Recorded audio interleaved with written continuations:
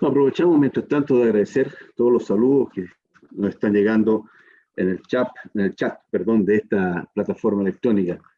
Muchas gracias, buenos días también a todos y como les he dicho, estamos esperando que la gente se incorpore a nuestra transmisión, ¿cierto?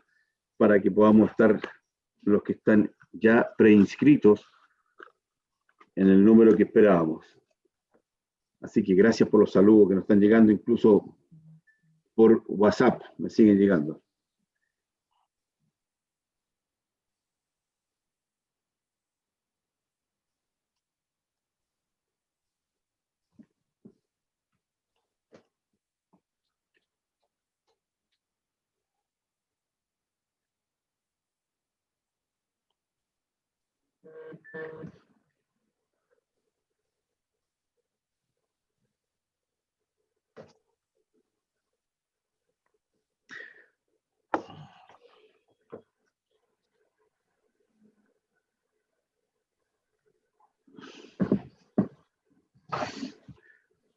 Bien, en honor entonces a los que ya están incorporados y aunque siguen entrando personas, vamos a iniciar entonces, ahora sí, muy buenos días para todos, un cordial saludo de parte de ACIMET. Hoy nos acompaña nuestro presidente, don Dante Arrigoni, y por supuesto nuestro invitado, don Eugenio Evans. A todos ellos, a ustedes y a todos ellos también nuestro saludo en esta conferencia, La Constitución y el Plebiscito. Como siempre, comentarles que en esta modalidad de conferencia van a estar silenciados los micrófonos para no tener ruidos ambientes ni interrupciones. Por supuesto, en el chat de la plataforma ustedes podrán ir incorporando sus dudas, sus saludos y otros aportes que quieran hacer. Terminada la charla, como ya es nuestra costumbre, se les enviará un mail a los que están inscritos, en donde podrán descargar la presentación y la grabación de esta actividad. Como siempre, reiteramos nuestros agradecimientos a todos socios y amigos que se han mantenido en ACIMET como una asociación unida en tiempos muy complicados, que hemos podido atender a través también de nuestros servicios, de ACIMET Servicios, nuestro TIC, un apoyo siempre al área de personas, el Centro de Extensionismo Tecnológico, ACIMET Asesorías, ¿no es cierto?, que nos acompaña también, ACIMET Eventos y Servicios, nuestro TEC, Capacitando para Crecer, que algunas novedades ya informaremos más adelante, nuestra Corporación Educacional, también con algunos avisos de hoy día, y nuestro Centro de Evaluación y Certificación de Competencias Laborales. Comentarles también que nuestro programa de charlas continúa el jueves 22, o sea, pasado mañana, siempre a las 9:30. Esta es una alianza con Enel, ¿no es cierto?, que nos va a hablar de los beneficios del almacenamiento de energía fotovoltaica para la industria, una charla bastante, más bien técnica, ¿no es cierto?, que está dirigida a técnicos y profesionales de distintas industrias, con intereses en temas energéticos, energía renovable y almacenamiento de energía. Una muy interesante charla también, igual a todas las que hemos tenido, con un enfoque absolutamente técnico. Comentarles también, ¿no es cierto?, que los TIC de ACIMET les recuerda que en tiempos donde más se necesita el apoyo para el área de personas, seguimos muy comprometidos con el desarrollo de sus colaboradores, a través del sistema de gestión de personas, sistema de gestión de la capacitación, asesoría en gestión de recursos humanos, orientación y formación de cursos por OTEC del mercado, sistema de evaluación del desempeño y comunicación y trámite de curso antecedencia. De la misma manera, comunicarles, ¿no es cierto?, que nuestra OTEC, ¿no es cierto?, produce nuestra capacitación, también nos patrocina, tiene un gran lanzamiento, ¿no es cierto?, una APP, donde usted tiene su capacitación, como dice la pantalla, ¿no es cierto?, a un solo clic, ¿no es cierto?, usted tiene su capacitación, y con este sistema podrá reducir hasta un 50% la hora de capacitación y obtener reporte de desempeño en tiempo real. Solicite su demostración a través de nuestro sitio web o al correo de nuestra gerente de Lotec. Personalmente los atenderá carolina.verdugo@cimet.cl. Nuestro liceo... Me tenéis que esperar aquí en la conferencia. Nuestro liceo, ¿no es cierto?, también tiene algún aviso que darnos. Recordarles que estamos en una campaña de recolección de PC usados que pueden ser utilizados y entregados a los alumnos. Recuerden que nuestro liceo no ha parado nuestras clases online. Todos nuestros alumnos siguen estudiando y para eso necesitamos que todos tengan su PC. Hemos cubierto una gran mayoría, pero algunos nos faltan todavía. Si usted tiene algún PC en desuso que podamos refaccionar, tenemos los técnicos adecuados para eso. Por favor, solo llame y comuníquese a www.asimed.cl. También iniciamos, y en esto ha habido muchas consultas últimamente, cómo podemos hacer para contar con alumnos en práctica dual. Les recordamos que nuestra gente, nuestros alumnos, cumplen con un periodo de prácticas duales, donde ustedes pueden conocer realmente la capacidad y la disciplina de nuestros alumnos del Liceo Industrial Chileno del Mar de Asimed, que hoy día agrega su nombre, el apelativo también, ¿no es cierto?, del Liceo Industrial Bicentenario, dado que ha sido catalogado como un liceo de preferencia en la educación industrial.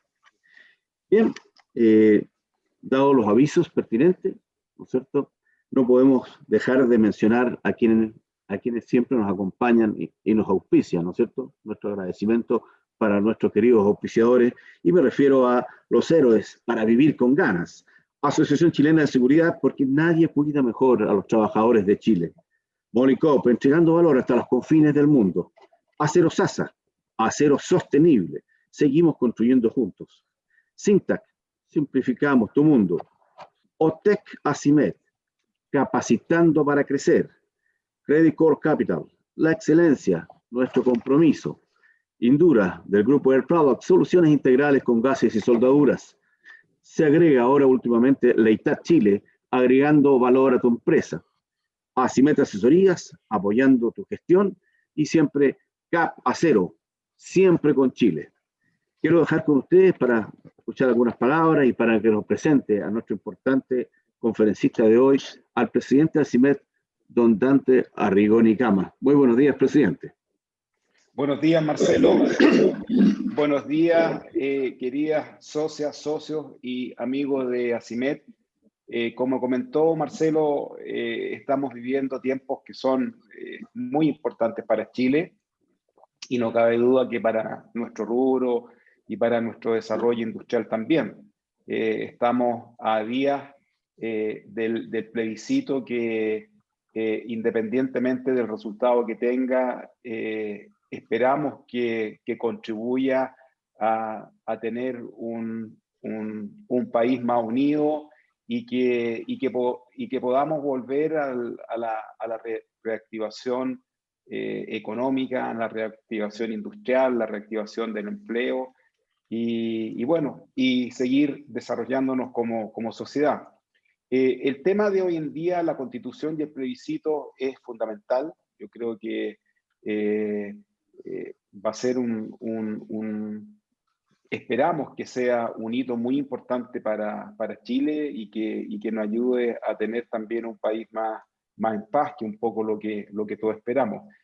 Hoy día contamos con un conferencista, Eugenio Evans, que es abogado y licenciado y magíster en Derecho, con mención en Derecho Constitucional. Es profesor de las cátedras de Derecho Constitucional y Derecho Regulatorio de la Energía Pontificia Universidad Católica de Chile.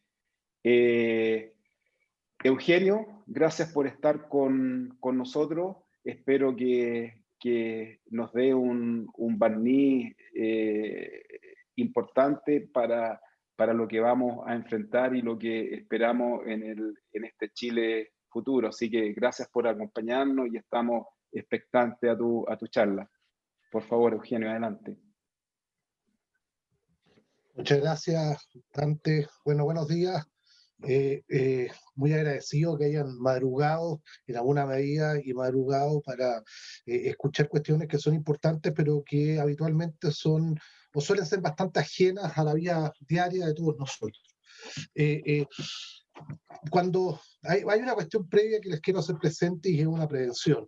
La Constitución es política, consecuencialmente vamos a tener que hablar un rato de política. Va a ser muy difícil o es imposible que alguien pueda despacharse una charla de estas características sin tener algún tipo de inclinación o por lo menos hablar ciertamente de lo que significa una constitución y qué es lo que significa la política dentro de una constitución. Así es que si ustedes están esperando a lo mejor una charla de plena neutralidad a propósito de lo que significa la constitución y cuál es la importancia que tiene una norma de estas características para nuestra vida en sociedad, no va a ser posible porque, repito, esta cuestión es política.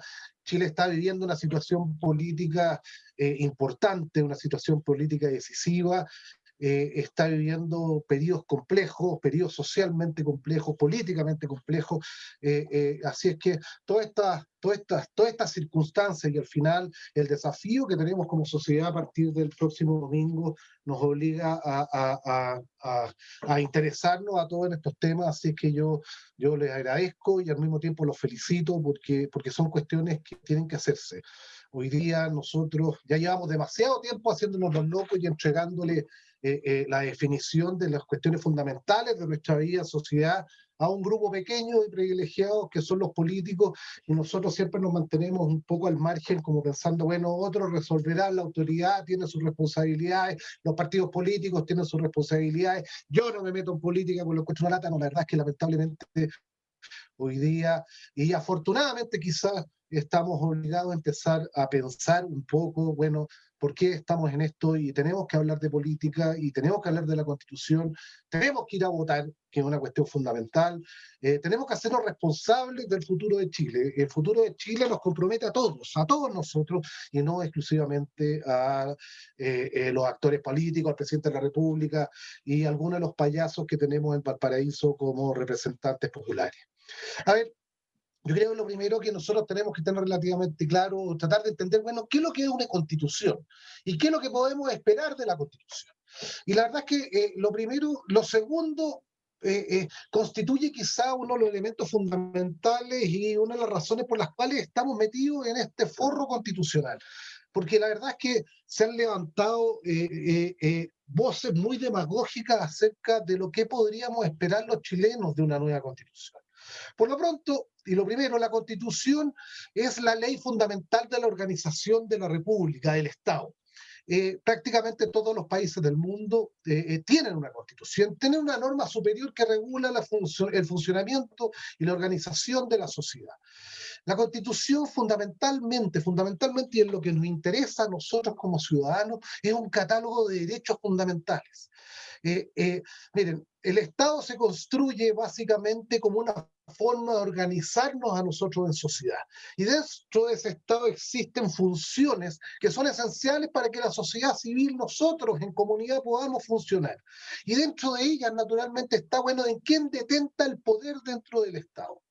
Si es que no existiera ese poder, probablemente todos nosotros, los seres humanos en general, nos estaríamos sacando la mugre. El poder ejecutivo, el gobierno de un país existe fundamentalmente porque los seres humanos, lamentablemente, tenemos esa tendencia natural y absurda a destruirnos. Un ejemplo paradigmático fue lo que ocurrió el domingo, donde vimos situaciones de violencia terribles, donde a partir del 18 de octubre del año pasado también vimos o empezamos a convivir y a naturalizar prácticamente nuestra convivencia situaciones de violencia muy lamentables. La existencia del poder, por tanto, tiende a una cuestión, un objetivo que es fundamental, que es ordenarnos. Pero ese poder tiene límites, y esos límites los prefigura, los configura la Constitución. Y parte de los límites de la actuación del poder del Estado, que es un poder enorme, o que debiera ser un poder enorme, están los derechos fundamentales. Y los derechos fundamentales, los derechos humanos, nuestros derechos como personas, están contenidos en la Constitución. La Constitución, por tanto, ordena el poder. Y ordena o define, estatuye los derechos que nosotros tenemos como seres humanos frente al poder. Nos hacemos cargo, o la Constitución, perdón, se hace cargo de definir ese conjunto de derechos y los pone a disposición nuestra para nosotros poder oponerlos al poder. Es fantástico, y ustedes lo deben ver cuando aprecian en alguna película típicamente norteamericana, como cuando es detenido un ciudadano americano en cualquier circunstancia, inmediatamente invoca la quinta enmienda para guardar silencio, para tener derecho a la asesoría jurídica, etcétera. Los tipos en Estados Unidos tienen una gracia muy fundamental, el ciudadano americano, en términos de que está muy consciente acerca de la existencia de sus derechos fundamentales. Nosotros en Chile, y especialmente a partir de la existencia del recurso de protección en la Constitución, nosotros tenemos cierta conciencia de que tenemos derechos fundamentales y tenemos la posibilidad de poder reclamar la vigencia de esos derechos fundamentales a través del recurso de protección. Cuando se ve amagada nuestra libertad personal, cuando de cualquier manera somos arrestados, detenidos o se nos restringe la libertad ambulatoria por el país o la libertad de movilización, como ocurre hoy día a propósito de la epidemia, tenemos herramientas para hacer valer esos derechos a través del recurso de amparo, a la libertad personal, a la seguridad individual, etc. La Constitución, por tanto, lo primero que hace es organiza el poder, pero lo más relevante desde el punto de vista ciudadano es que nos reconoce derechos.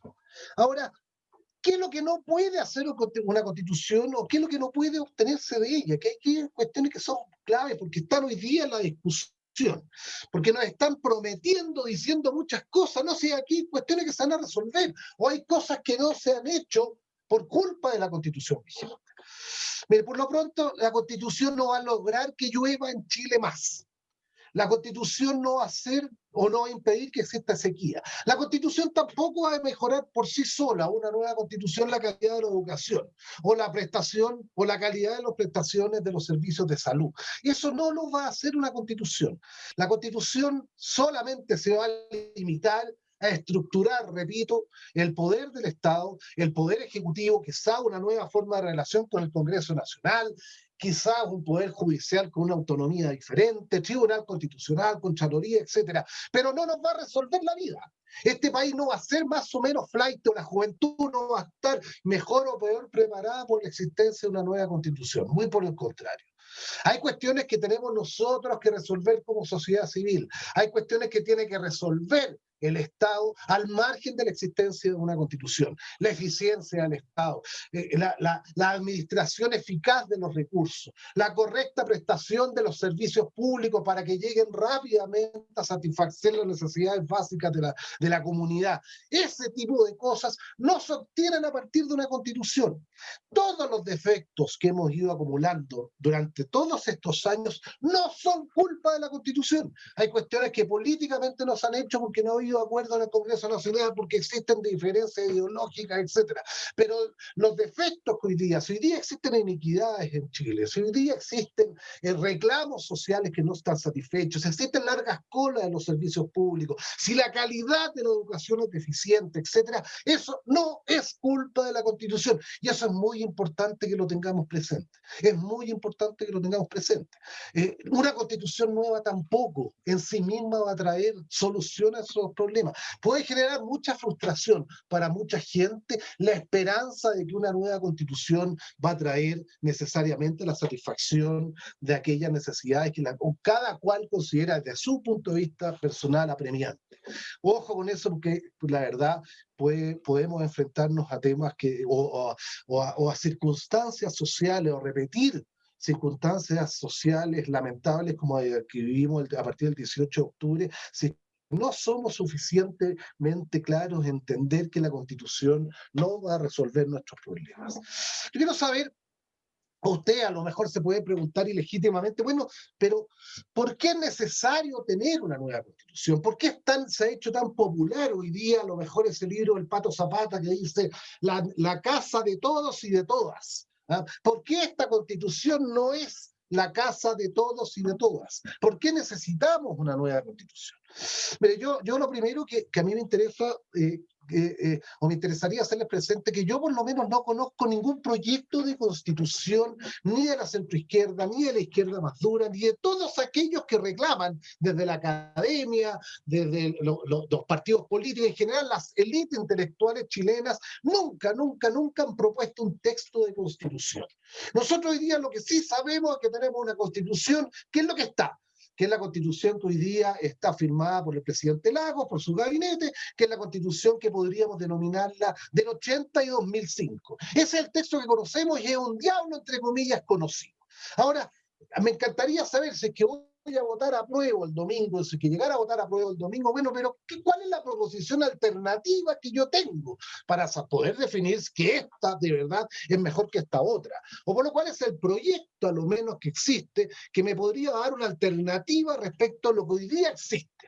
La verdad, yo no conozco ningún proyecto ni del PPD, ni del Partido Socialista, ni de la Democracia Cristiana, ni del Frente Amplio, ni del Partido Comunista, que me permita, me dice, bueno, esta es la definición constitucional que tienen estos señores respecto de las cuestiones esenciales, respecto al derecho de propiedad, respecto al derecho a la educación, respecto al derecho a la salud, en general, respecto a los principios relativos vinculados con el medio ambiente. Bueno, esto es lo que ellos proponen. No, la verdad es que nadie entiende nada, o sea, y nadie sabe nada. Uno de repente lee entrevistas de Fernando Atria y a propósito de la autonomía del Banco Central dice vaguedades, pero nada concreto, nada específico a propósito de ciertas instituciones que yo creo que son fundamentales para el funcionamiento del país.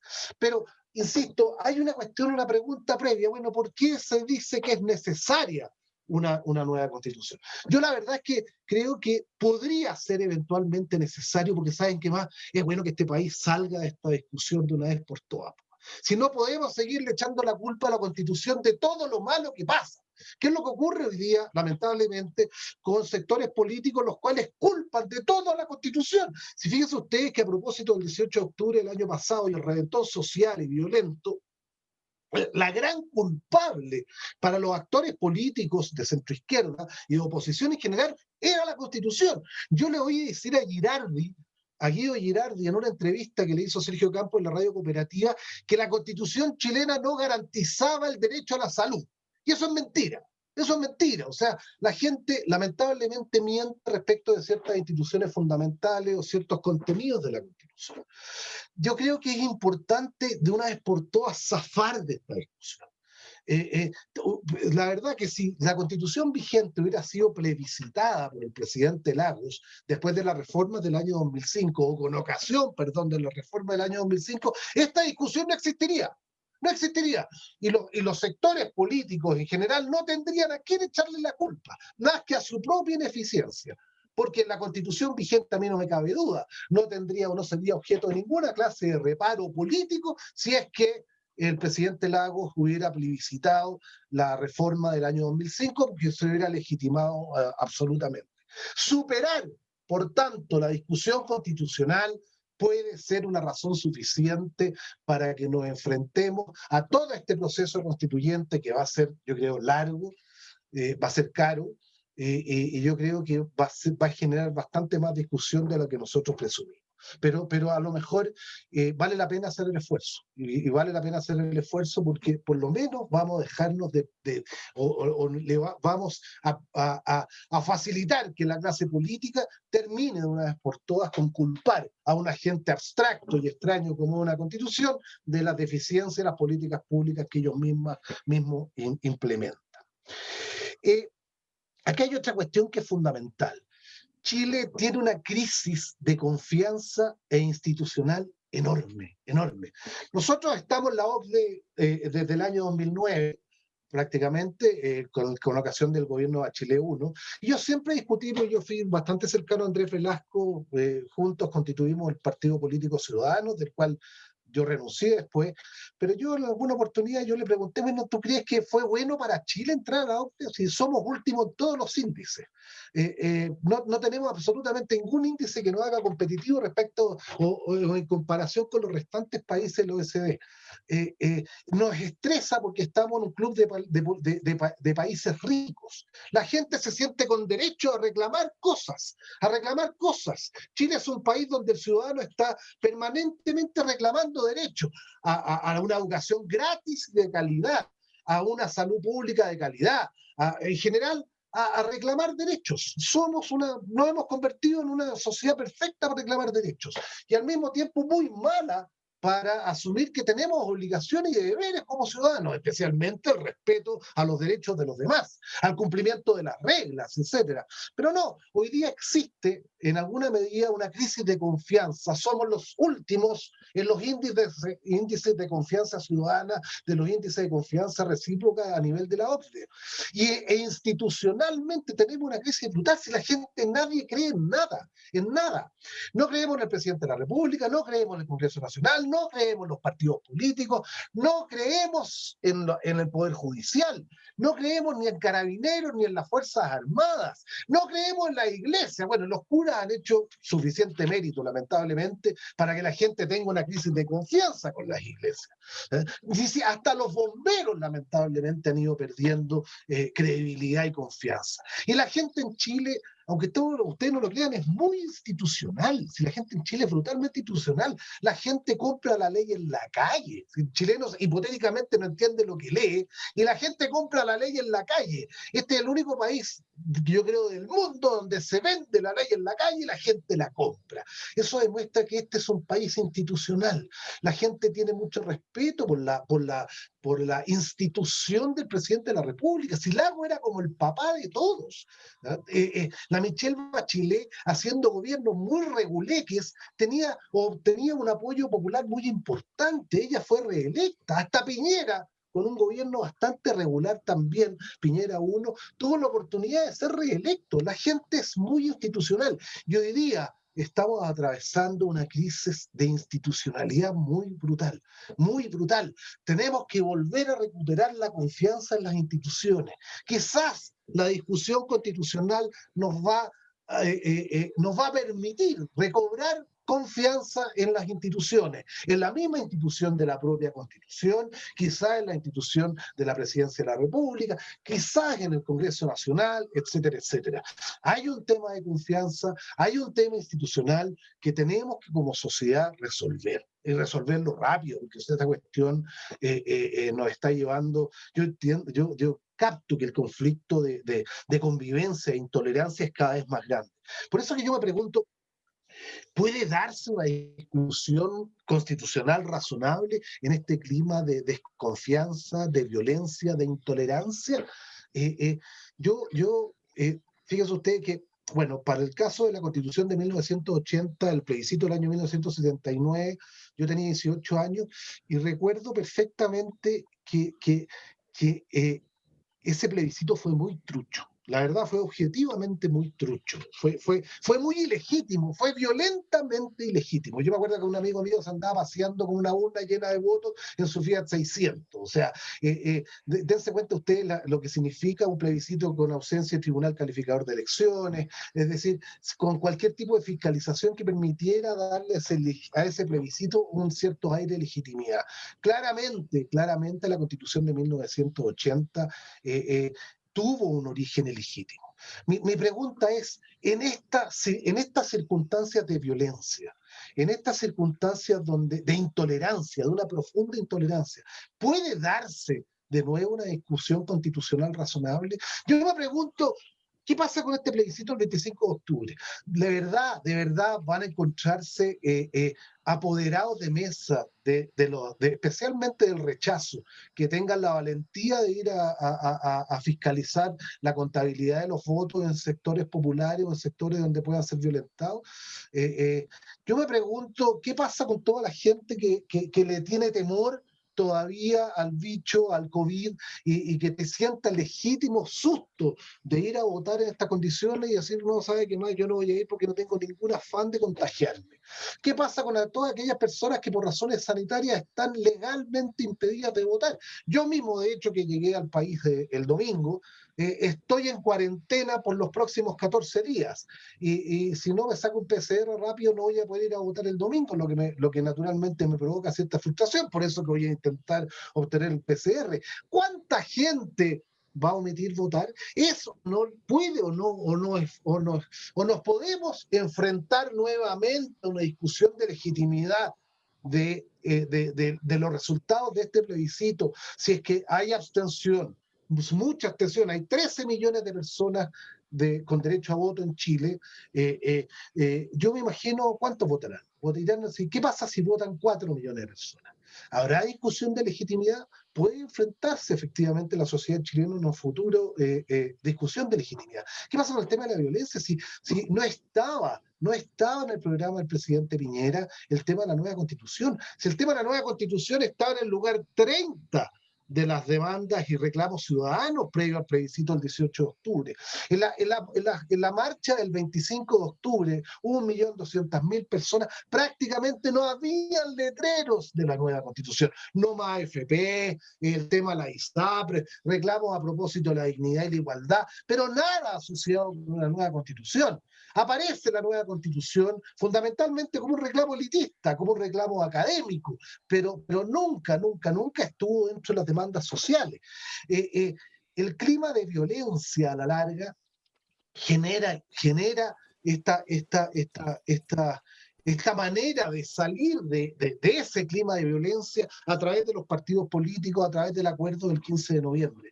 Yo recuerdo haber estado en La Moneda el día 12 de noviembre, cuando fuimos algunos independientes convocados en esa oportunidad por el ministro Sichel a darle apoyo al presidente de la República. El 12 de noviembre.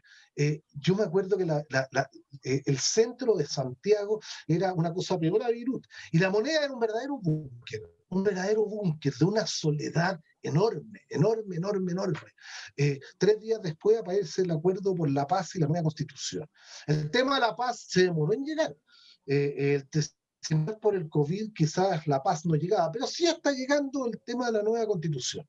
Bueno, vamos a ver cómo lo enfrentamos, pero ahí está la discusión. Fundamentalmente es cuál es la posibilidad de que ciudadanos constituyentes puedan discutir una nueva constitución. Aún previamente, ¿cuál es la posibilidad de que los ciudadanos podamos ir a votar independiente y pacíficamente este domingo, si muchos de ellos a lo mejor van a estar asustados por la violencia o asustados por la enfermedad, o eventualmente y muchos impedidos legalmente de ir a votar por encontrarse en cuarentena? Cuestiones que son importantes en una discusión constitucional de estas características. Al mismo tiempo, ¿qué pasa con la terrible intolerancia que hoy día especialmente tienen la gente de los cabros más jóvenes? El fascismo de los jóvenes es una cosa notable hoy día, y el fascismo de izquierda es el que a mí me preocupa mucho. Hay mucho fascismo de derecha, pero mucho fascismo de izquierda. Fíjense ustedes que en la Facultad de Derecho de la Universidad de Chile, para ser candidato a dirigente del centro alumno de la Facultad de Derecho de la Universidad de Chile, hay que ser anticapitalista, antiimperialista y antiespecista. O sea, realmente un nivel de intolerancia brutal para ser candidato a la directiva del centro alumno de la Facultad de Derecho de la Universidad de Chile.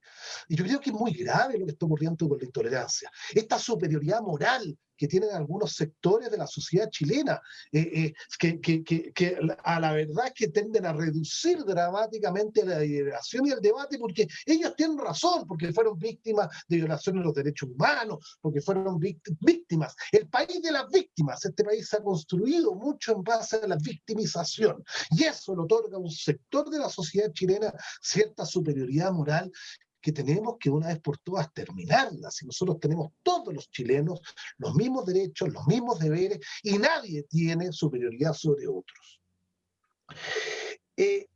Yo creo que es tremendamente importante también tener claro cuáles son los mínimos constitucionales que tenemos que tener para pensar en una constitución del futuro.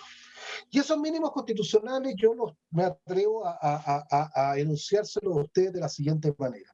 Lo primero es que Chile es y debe ser o debe seguir siendo una democracia constitucional. Es decir, en primer lugar, una democracia regida por reglas. Es imposible pensar en un sistema democrático si es que no hay reglas. Las reglas son fundamentales para la convivencia pacífica, para la convivencia deliberativa, para la convivencia que nos lleva al desarrollo. Si no se vive bajo reglas, estamos sonados. Si no se vive bajo reglas, pasa lo que pasó el domingo. 3.000 cabros absolutamente descontrolados, destruyéndolo todo, porque para ellos las reglas No existen. Y así no podemos construir una democracia. La democracia tiene que ser representativa y constitucional. Y es la Constitución la que señala las reglas básicas de la convivencia social. Tiene que haber un régimen republicano, un régimen político más participativo. Yo creo que hoy día a lo mejor todos nosotros nos podemos sentir absolutamente alejados de las decisiones políticas porque nosotros no tenemos nada que ver, porque nunca nos preguntan la opinión. Yo creo que va a ser bueno a lo mejor si es que gana el rechazo, reformar la constitución vigente, o gana el apruebo, colocar en la constitución nueva mecanismos de participación ciudadana, que 20.000 personas, por ejemplo, podamos proponer iniciativas de ley al Congreso Nacional, que por ejemplo se plebisciten cuestiones fundamentales para la convivencia o para el futuro del país. Hace 2 semanas los suizos fueron convocados por el gobierno suizo a votar en un plebiscito si querían seguir o no perteneciendo al Tratado de Schengen, es decir, a la libre circulación de las personas por la Unión Europea. Y los suizos, a diferencia de lo que quería el gobierno, dijeron que sí, que ellos querían seguir perteneciendo al sistema de libre circulación por Europa. Suiza tiene un mecanismo de participación directa en las decisiones políticas, en las decisiones públicas, que es súper interesante, que nosotros perfectamente lo podríamos traer a Chile. Creo que es necesario que los partidos políticos sigan existiendo y con muy buena regulación. En Perú los partidos políticos prácticamente no existen, por eso que aparecen caudillos a cada rato. Es una democracia muy desordenada la peruana. Es muy importante para el funcionamiento correcto de la democracia que existan partidos políticos fuertes, que existan partidos políticos organizados, que los partidos políticos tengan de verdad una presencia fundamental, porque es la manera en la cual la democracia al mismo tiempo funciona bien. No le tengamos asco a los partidos políticos. Ojalá no tengamos tanto como los que tenemos hoy día, 17 partidos políticos representados en el Congreso Nacional. Eso es un exceso. Que existan partidos políticos fuertes, que existan partidos políticos representativos y que sean partidos políticos democráticos, comprometidos con la democracia. Enseguida, las atribuciones del presidente de la República o de la autoridad del Ejecutivo en materia presupuestaria, en materia de impuestos, es también fundamental. Yo creo que de las instituciones claves de la Constitución vigente es precisamente reservar al presidente de la República la iniciativa exclusiva en materia de tributos, en materia de creación de servicios públicos, en materia de gastos. Oiga, si no hay nada más demagógico que darle a los parlamentarios la posibilidad de gastarse la plata de todos nosotros. Eso es impresentable y tenemos que tener mucha claridad y tenemos que tener claridad el día que vayamos a votar por los futuros constituyentes, porque yo creo que va a ganar el apruebo. El día que vayamos a votar por los futuros constituyentes, tengamos claro cuáles son aquellos que prometen responsabilidad en la administración de la plata de todos nosotros. ¿Cuáles son aquellos constituyentes, repito, que prometen o que están detrás de la responsabilidad en el manejo de los recursos públicos? Yo creo que enseguida es función clave de la Constitución el reconocimiento y la garantía de los derechos humanos. Los derechos humanos individuales tienen que ser garantizados. Chile, hasta la Constitución vigente, todas las constituciones importantes, pues especialmente la del año 1833, 1925, reconocían derechos humanos, pero no establecían ninguna clase de acción para poder reclamarlo ante los tribunales de justicia. Curiosamente, bajo una dictadura, apareció el año 1976 el Acta Constitucional número 2 y número 3, que reconocieron derechos y al mismo tiempo se creó el recurso de protección. Y el recurso de protección precisamente es aquel que nos permite reclamar ante los tribunales de justicia, oiga, estos son mis derechos y yo los hago valer ante usted. ¿Para qué? Para que usted los proteja, los cautele frente a cualquier atropello que una autoridad u otro particular quiera hacer de mis derechos. Los derechos humanos individuales son claves en una constitución y tenemos que dar la pelea enorme como ciudadanos por el derecho de propiedad. El derecho de propiedad es clave para la paz social. Es clave porque el derecho de propiedad es el que nos permite de verdad, trabajar libremente, el que nos permite apropiarnos de aquellas cosas que son el fruto de nuestro esfuerzo individual. El derecho derecho de propiedad cuando es de alguna manera despotenciado, cuando es vulnerado en aquellas sociedades que lo han sido, se destruyen. El año 1972, el Estado chileno, a través de expropiaciones y tomas, era dueño de alrededor de 350 empresas. Más de 100 de ellas eran manufacturas. Piensen ustedes el Estado como el principal asociado de ACIMET. Hoy día es una cuestión inconcebible, pero hay lamentablemente algunos agentes políticos ideologizados que les encantaría volver a esa situación. Imagínense el Estado haciendo televisores, calzoncillos, o aún más. Hoy día el Estado es posible, o sea, hoy día es posible a través del reconocimiento del derecho de propiedad que nosotros, como personas individuales o agrupados a través de sociedades comerciales, podamos ser dueños de empresas prestadoras de servicios básicos. Ustedes hablaron de Enel hace un rato. En general, las empresas prestadoras de servicios sanitarios, las empresas prestadoras de servicios eléctricos, de telecomunicaciones, todas en manos de particulares, porque existe la libertad para adquirir el dominio de bienes, incluyendo obviamente derechos en sociedades, y al mismo tiempo el derecho de propiedad. Ahora, el derecho de propiedad está sujeto y tiene que estar sujeto a restricciones, y las restricciones que derivan de la función social, de la conservación del medio ambiente, etcétera. Por tanto, es importantísimo, como mínimo constitucional, derechos individuales garantizados por acciones constitucionales. La libertad de trabajo, la libertad de asociación, el derecho de propiedad, como les dije, el derecho a la vida, la libertad de conciencia, la libertad de expresión, en fin, hasta la libertad de reunión, que hoy día está tan de moda a propósito de las movilizaciones sociales. Otro tema que es fundamental: el Estado subsidiario, un Estado eficiente y promotor de la colaboración público-privada. El Estado en Chile no debe ser empresario, no debe ser empresario. El Estado empresario es un competidor de todos nosotros, es un mal empresario, siempre ha sido un mal empresario. El Estado debe estar al servicio de las personas, debe estar al servicio de la prestación o la satisfacción de las necesidades básicas de las personas, subsidiando lo que podemos hacer las comunidades y los particulares. El Estado está al servicio de los ciudadanos, no los ciudadanos al servicio del Estado.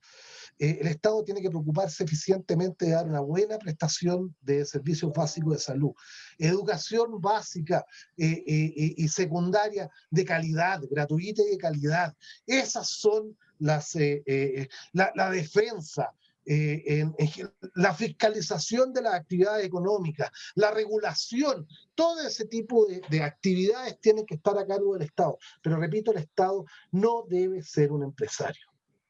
¿Qué es lo que es indispensable? Y que tiene que estar en alguna manera en la discusión política del futuro. El Estado tiene que modernizarse, tiene que modernizarse. Hoy día el Estado es un botín, más de 1 millón de empleados que no tienen absolutamente ninguno, o muchos de ellos ningún incentivo para hacer mejor las cosas. Muchos de ellos sin ningún riesgo de que los echen tampoco si no hacen bien las cosas. Es decir, el Estado requiere en Chile una modernización urgente. Lamentablemente, todas las comisiones, inclusive la última que convocó el presidente Piñera y que preside hoy día, o ha presidido Ramiro Mendoza por harto tiempo, no han generado los efectos que uno quisiera, porque políticamente, especialmente algunos sectores, no les interesa reducir el tamaño del Estado. El Estado es un botín importante, el Estado contribuye en alguna manera a compensar a los agentes políticos. El Estado, captar y cooptar al Estado es un premio para muchos sectores de la sociedad, y mientras no salgamos de esa dinámica, nunca vamos a llegar a parecernos ni siquiera mínimamente a aquellos estados socialdemócratas como hoy día ostentaría Joaquín Lavín, como son Noruega, como son Dinamarca, Suecia o Nueva Zelanda en alguna medida. Lejos vamos a estar de ese tipo de estados, si es que una vez por todas no nos damos cuenta que el Estado chileno tiene que ser modernizado. Enseguida, ¿cuál es la forma del Estado chileno?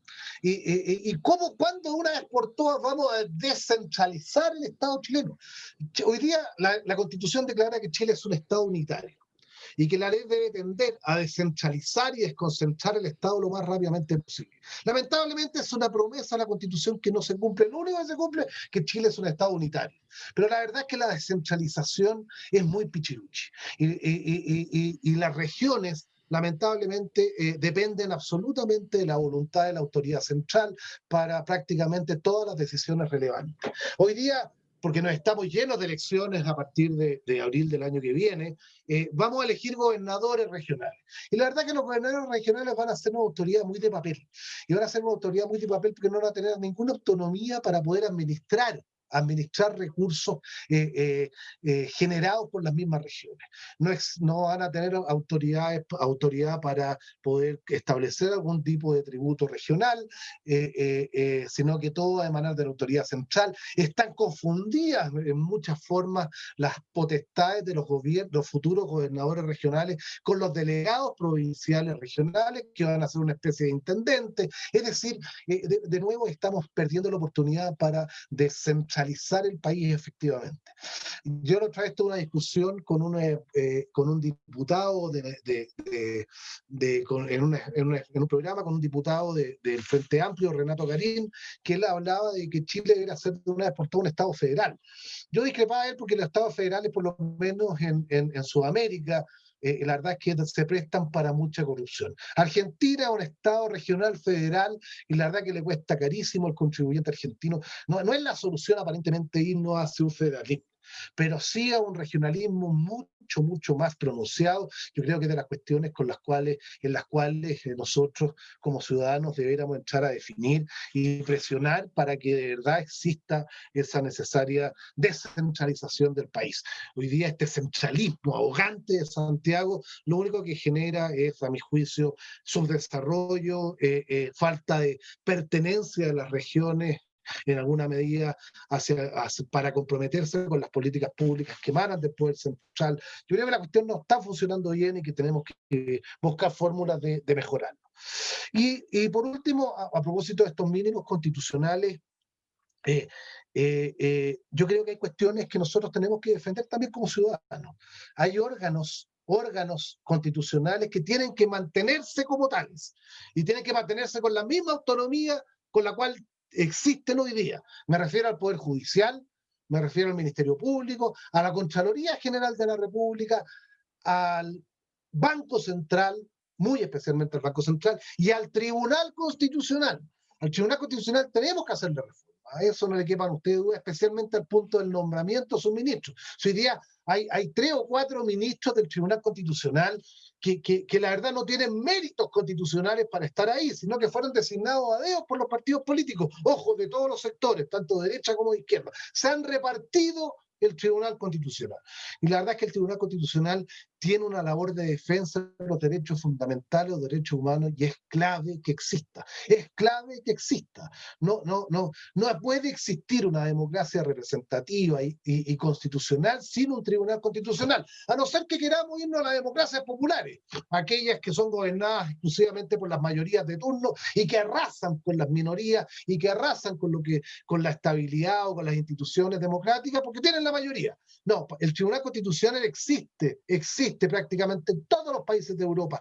Existe en alguna medida en Estados Unidos a través de la Corte Suprema. Hoy día tan noticiosa a propósito del nombramiento de Trump de la última Suprema, muy conservadora ella. Bueno, todos los países que gozan o que tienen una constitución y que les gusta arroparse a través de una constitución, tienen un Tribunal Constitucional. Y en Chile tenemos que seguir manteniendo esta institución. Por último, yo creo que es necesario hacer reformas profundas al régimen político chileno. Yo creo que acabo de leer un libro muy interesante que escribió Nicolás Izaguirre, muy buen ministro de Hacienda en el gobierno de Lago, muy mal ministro de Educación y ministro secretario general de la Presidencia en el gobierno Bachelet II, y que escribió con Tomás Jordán y la Pamela Figueroa, donde ellos proponen un sistema presidencialista parlamentarizado, es decir, un sistema en el cual el Congreso Nacional está de alguna manera comprometido con los resultados del gobierno de turno. Y esta cuestión es muy importante. Chile ya no soporta esta situación de conflicto permanente entre, por una parte, el presidente de la República y un Congreso que le es claramente opositor, como es el caso del chileno. La situación de acusaciones constitucionales permanentes. No se aprueban los proyectos de ley que son indispensables para superar situaciones de violencia, situaciones de necesidad social.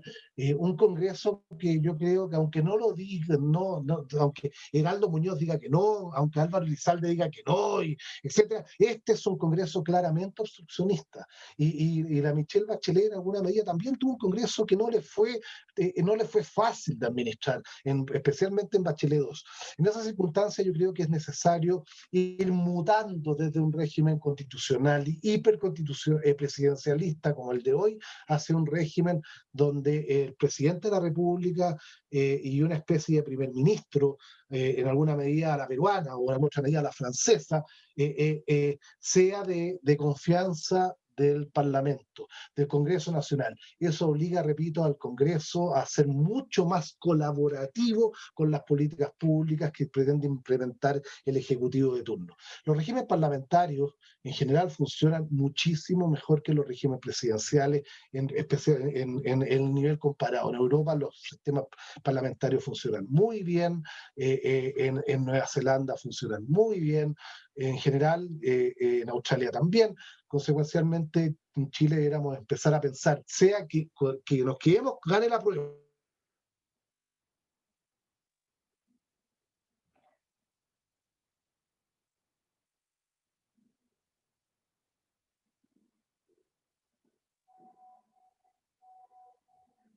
Tenemos un problema ahí con la señal de Eugenio.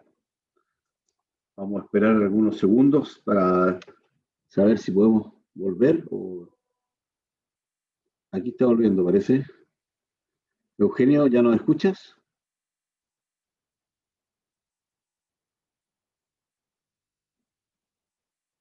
Lamentablemente tenemos ahí un problema de señal que Eugenio, no sé si podemos esperarlos un poco.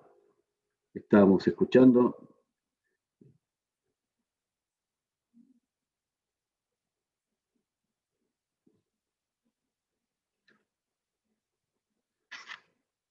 Vamos a tratar de comunicarnos con él. Ahí me comunica que se está volviendo a conectar, así que le vamos a dar unos minutos, por favor, un poco de paciencia para seguir escuchando esta charla que creo que es de interés de todos. Aprovechen de hacer preguntas, tenemos hasta el momento registrada una pregunta acá, pero esperemos que vuelva nuestro relator para poder de esta manera conocer la respuesta. Ahí volvimos, Eugenio. Sí, Marcelo, ahí volví, no sé, algo pasó. El diablo metió la cola. Bueno, sigamos entonces.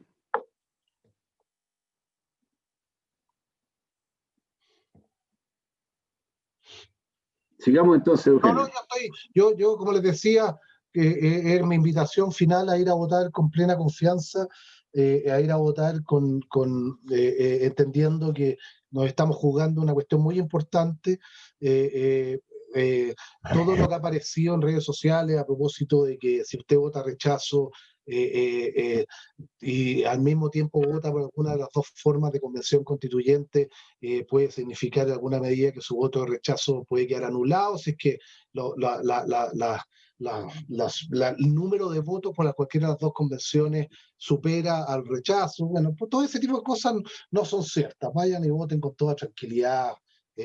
Son dos cédulas electorales distintas, así es que esta cuestión está civilizadamente bien armada. Los únicos defectos son los que señalaba yo a propósito de que lamentablemente se está haciendo en condiciones sanitarias que a mi juicio ponen en mucho riesgo la pureza del proceso plebiscitario.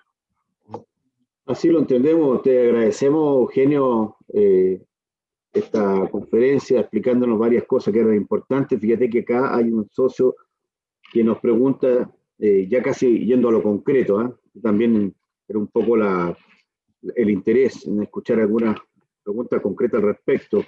Dice, en caso de ganar la opción mixta, ¿cómo se eligen entre sí los congresistas que pasarán a ser constituyentes? son designados por los partidos o electos según alguna fórmula acordada entre ellos? ¿Cómo se Eso, elige? sí. Mira, ellos están sometidos, o sea, se reúnen en Congreso Pleno y se hace una votación y la votación debiera, o sea, tiende a utilizar la misma proporcionalidad y régimen de la elección de los diputados, pero son los mismos, probablemente va a ser el mismo Congreso, o sea, perdón, tiene que ser el mismo Congreso para ser los partidos políticos los que van a terminar decidiendo, bueno, cuáles de los congresistas van a formar parte de la convención mixta. No tienen ninguna regla especial asociados a igualdad de género, o sea, ahí pueden ser eventualmente mayoría hombres o mujeres de los de la cantidad de los 68 que van a tener que salir ahí o que van a ser convencionales y constituyentes. Van a tener una preferencia y van a tener un privilegio económico, indudablemente, los futuros congresales, en el caso que ganen una mixta, porque ellos van a seguir recibiendo la dieta parlamentaria, que es muy superior a los 2.500.000 pesos que van a recibir los convencionales constituyentes de una mixta. Pero como les digo, no hay más reglas que la reunión del Congreso Pleno y someterse a normas o a reglas parecidas para la elección de diputados. O sea, van a formarse ellos como una especie de cuerpo electoral. Sí, la pregunta siguiente dice, ¿qué posibilidad tienen entonces los independientes de a pie de ser constituyentes? ¿Cómo lo ves tú? ¿O qué reglamento hay? Mira, eso es. Esa es la pregunta. La gente, el ciudadano de a A propósito de pie, los independientes, ojalá que me escuchen sí, te estamos escuchando. bien, porque dice que la conexión a internet es inestable. Bueno, a propósito de los independientes, yo creo que la única. Ahí te perdimos, Eugenio. Ahí te estamos perdiendo.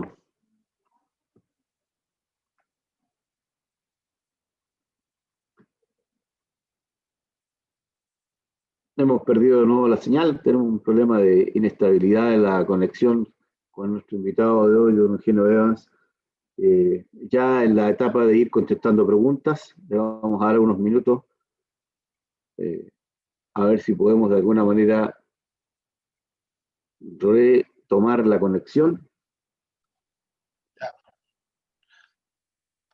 Parece que ahí viene Ahí otra estoy de vez. nuevo, Ahí está. Marcelo. Sí, ahí estamos de nuevo. La pregunta era las posibilidades que Sea, tienen los independientes o ciudadanos de a pie, como dicen. ¿Me escuchas?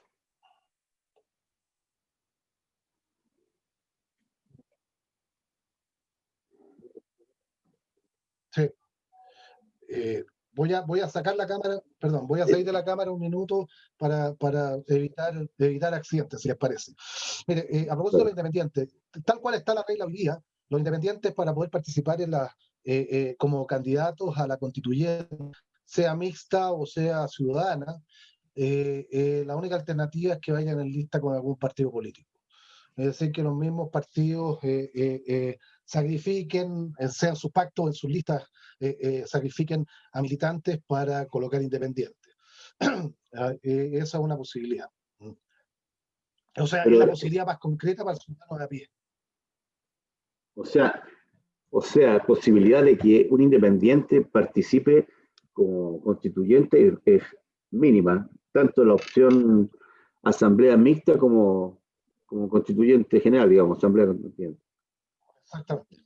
Exactamente. Ahora, en la mixta menos aún, porque la mixta, los 86 electos popularmente, o sea, el universo de candidatos se reduce de 155 a 86 en el caso de la mixta, así que menos Claro, posibilidades para independientes van a haber en la mixta.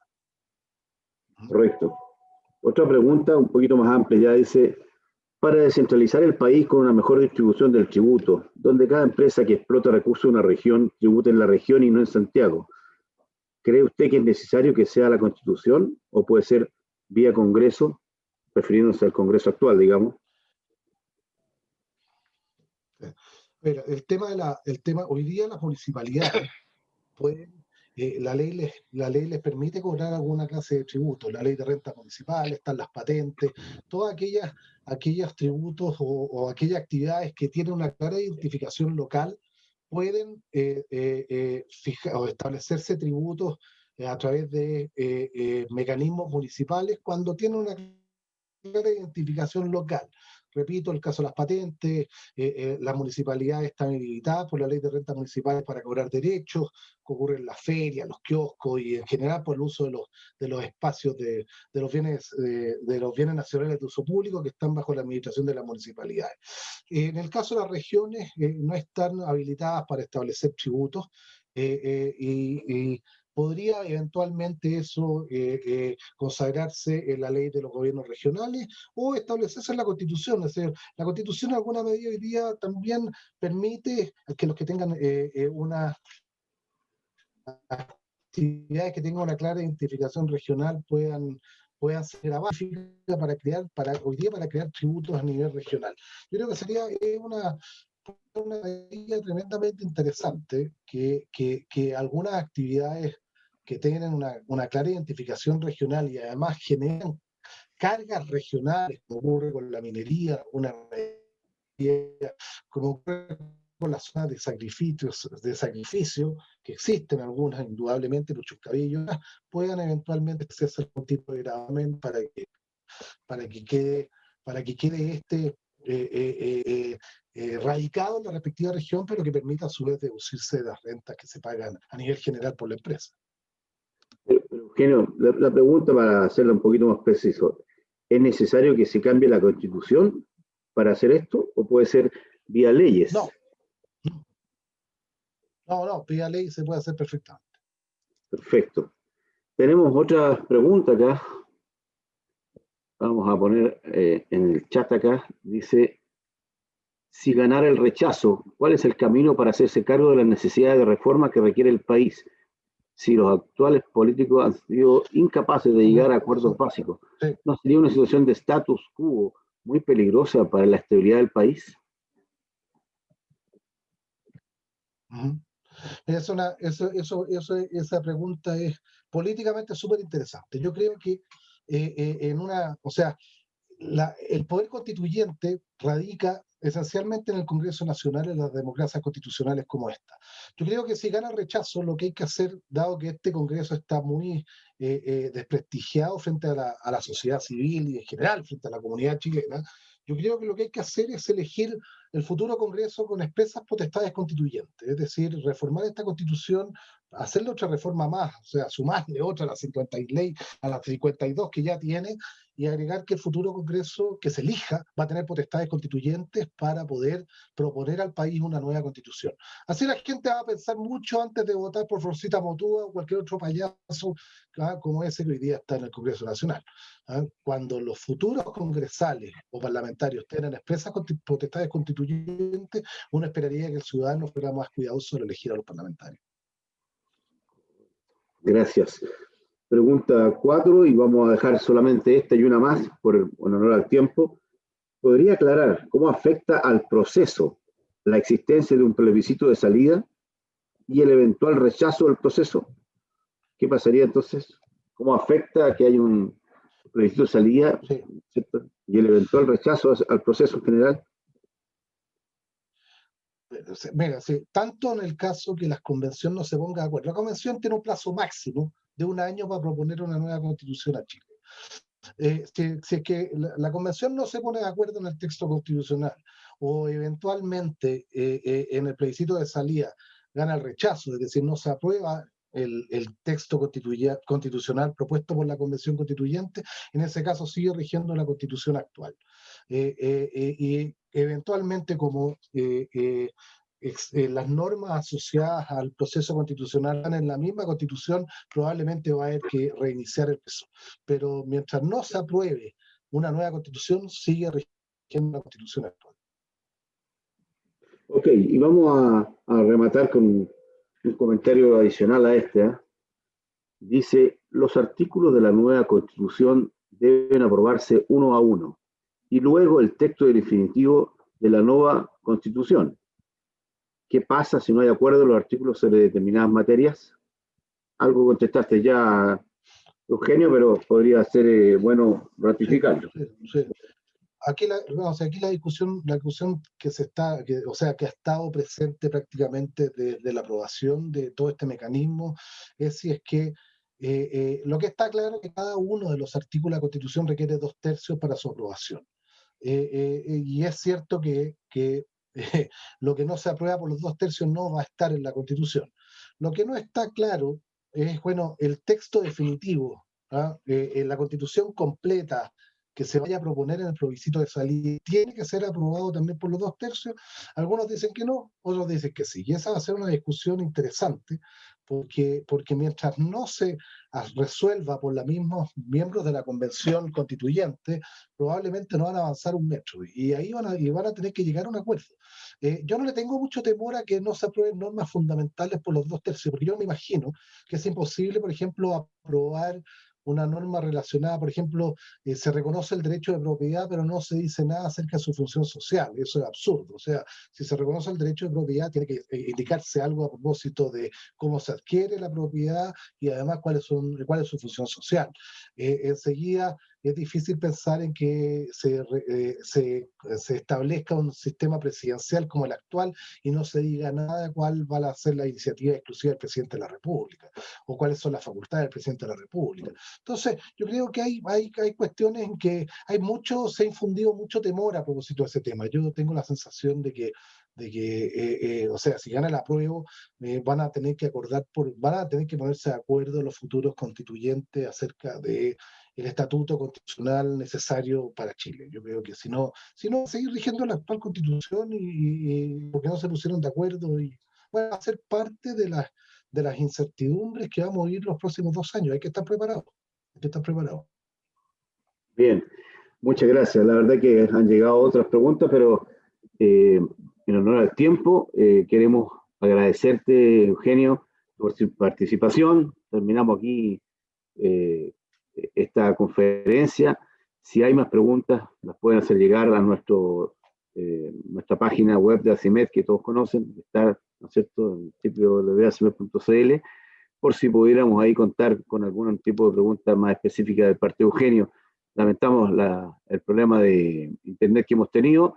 Queremos agradecerle toda su presencia y los esperamos entonces pasado mañana en la charla que está bajo alianza, una charla bastante técnica que está con alianza en el X. Así que, señores y señores, muchas gracias por su presencia. Gracias, Eugenio, por tu conferencia. Y nos estamos viendo entonces pasado mañana, jueves 22 de octubre, con la charla a beneficio del almacenamiento de energía fotovoltaica para la industria. Gracias a todos y nos estamos reuniendo próximamente. Nos vemos. Chao. Que les vaya muy bien. Muchas gracias. Igualmente. Gracias a ti.